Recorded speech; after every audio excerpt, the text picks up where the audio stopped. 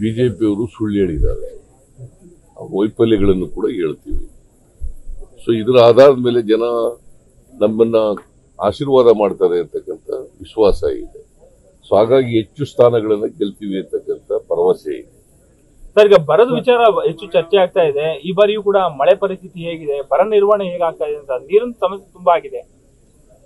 ಇಲ್ಲಿ ನೀರಿನ ಸಮಸ್ಯೆ ಬೆಂಗಳೂರು ಸೇರಿದಂತೆ ಬೇರೆ ಕಡೆ ಎಲ್ಲಾ ನಗರಗಳಲ್ಲೂ ಬೆಂಗಳೂರು ಮತ್ತೆ ನಗರಗಳಲ್ಲೂ ಸರ್ ಎಲ್ಲಿ ಯಾರು ಹೇಳೋದು ಎಲ್ಲಾ ಕಡೆ ವರದಿಗಳಾಗ್ತಾ ಇದೆ. ಅನೇಕ ವರದಿಗಳು ಈಗ ಮೈಸೂರಿನಲ್ಲಿ ಆಸ್ತಿ ತೆರಿಗೆ ಹೆಚ್ಚು ಮಾಡಿಲ್ಲ ಅಂತಂದ್ರು ಮೈಸೂರು ಮಿತ್ರರು ಬರೋದು. ಏನ್ ಮಾಡ್ತಾರೆ ಅಲ್ಲ, ಬೆಂಗಳೂರಲ್ಲಿ ಮೈಸೂರು ಮಿತ್ರದವ್ರು ಯಾರಪ್ಪ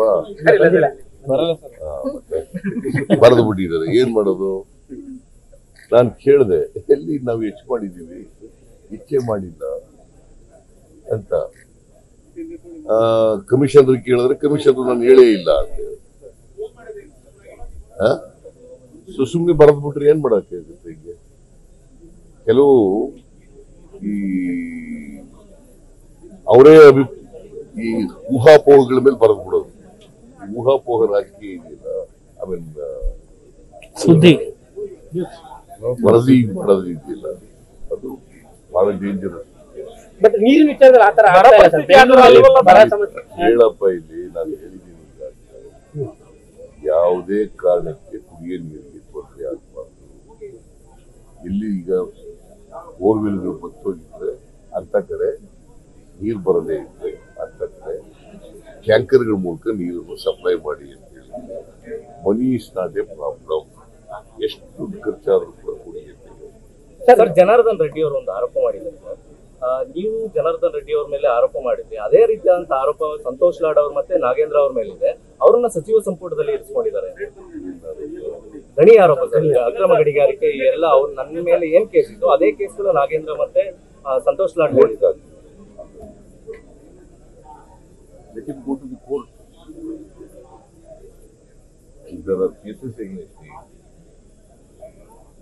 ಅವರು ಕೋರ್ಟ್ಗೆ ಹೋಗಿ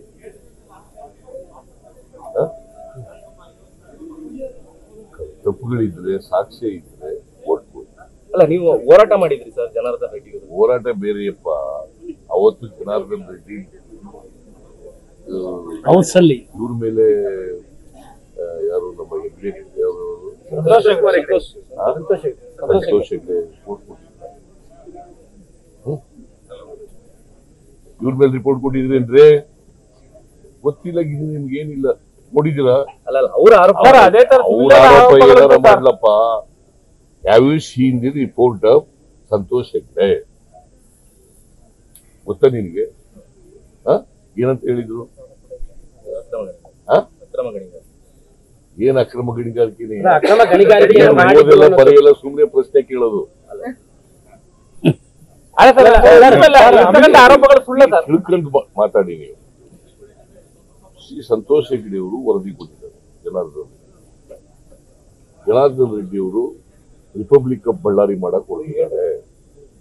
ಅಕ್ರಮ ಗಣಿಗಾರಿಕೆ ಮಾಡ್ತಾ ಇದ್ದಾರೆ, ಕೋಟಿಗಟ್ಟಲೆ ಹಣ ವಸೂಲು ಮಾಡ್ತಾ ಇದ್ದಾರೆ ಅಂತ ಕೊಟ್ಟಿರೋದು ವರದಿ. ಅದರ ಆಧಾರದ ಮೇಲೆ ನಾನು ಚಳುವಳಿ ಮಾಡಿದ್ದೆ. ಅದನ್ನ ಅಸೆಂಬ್ಲಿನಲ್ಲಿ ಪ್ರಸ್ತಾಪ ಮಾಡಿದೆ. ಅವರು ನನ್ನ ಮೇಲೆ ಜಗಳಕ್ಕೆ ಬಿದ್ದರು, ಯಡಿಯೂರಪ್ಪನವರು, ಜನಾರ್ದನ್ ರೆಡ್ಡಿ, ಟಿಪ್ಪು ಎಲ್ಲ. ಅದಕ್ಕೆ ನಾನು ಪಾದಯಾತ್ರೆ ಮಾಡಿದೆ. ಓದ್ಕೊಂಡಿದ್ದೀನಿ, ನೀವೆಲ್ಲ ತಿಳ್ಕೊಳ್ಬೇಕಲ್ಲ ನೀನು. ಅದರಲ್ಲಿ ಸಂತೋಷ್ ಹೆಗ್ಡೆ ಅವರು ಸಂತೋಷ್ ಲಾಡ್ ಮೇಲೆ ಇನ್ನೊಬ್ಬರ ಮೇಲೆ ಕೊಟ್ಟಿಲ್ಲ ವರದಿ. ಈಗ ಹೇಳಿದ್ರೆ ಗೋ ಟು ದಿ ಕೋರ್ಟ್. ನಾ ಹೇಳೋದು ಸರಿಯಾಗಿ